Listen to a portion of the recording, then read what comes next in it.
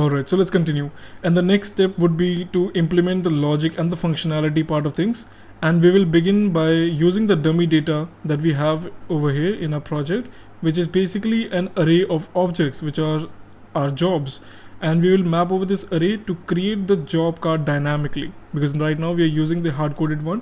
So we will begin by importing the dummy data, and we shall name it as job data for now. And eventually we will be using Firestore database to fetch the list of jobs.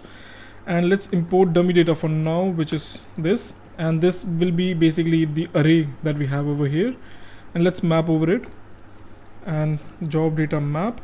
And for individual job, let's create this job card component. And let's give the key. And if we check the dummy data, we can see that each object, the job object, has an ID, unique ID, and we shall use it as the key so that it's unique in the eyes of React, and we can say add job. And the other thing is, like, we need to pass all these properties as well to the job card component so that we can use them to kind of display the different values.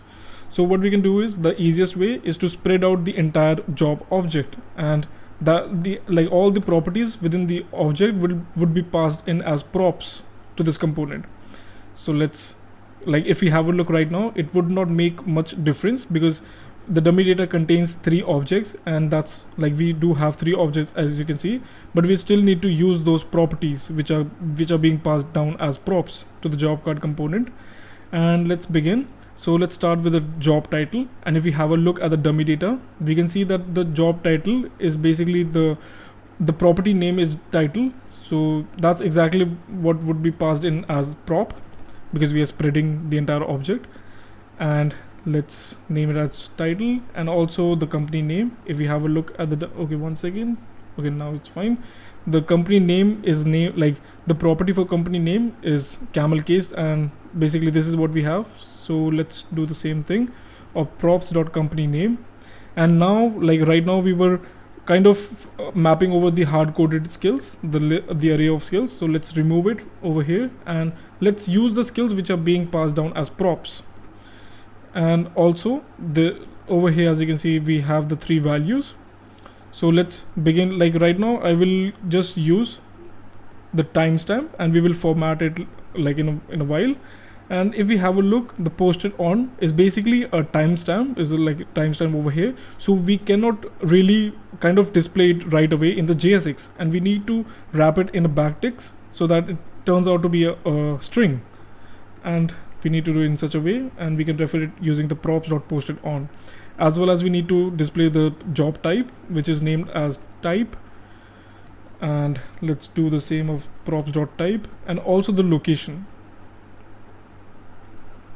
props.location. Okay, so I think that's it for the job card, and let's have a look for what we have.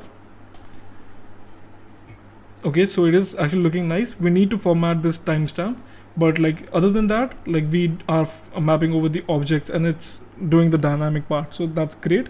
So let's just format it as well. And for formatting purposes, if you check package.json, you can see that we have installed this library date-fns. So it is basically a format, like a date formatting library that gives us different functions for formatting our date. And one of that functions, like if we import using the date-fns, and one of those function is difference in minutes. Now this function takes in 2 arguments. So the first one is the starting timestamp, and the other one is the, like, up to which you want to find the difference, and we shall do the same.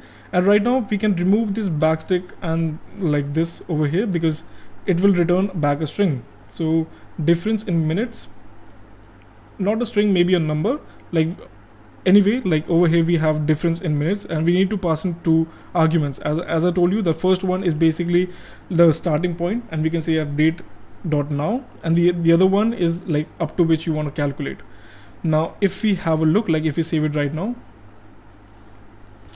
we can see that we have a 0, and that's mainly because if we check dummy data for now, even the posted on, like, the value for now, we have hard-coded new data. So that's why the date on the left and the date on the right are the same. That's why it's giving 0, but eventually it will be different when we will implement the Firestore database. and we can add in the minute ago, so it's kind of like descriptive that what the value that what we have over here. So let's have a look. Yep, now it's looking nice. And as you can see that the main purpose of using the dummy data was just to see like the dynamic part is working fine. And in the next video, let's begin with the Firestore so that we can kind of fetch the real-time data out of our database and create these like the job card dynamically, and that's going to be exciting.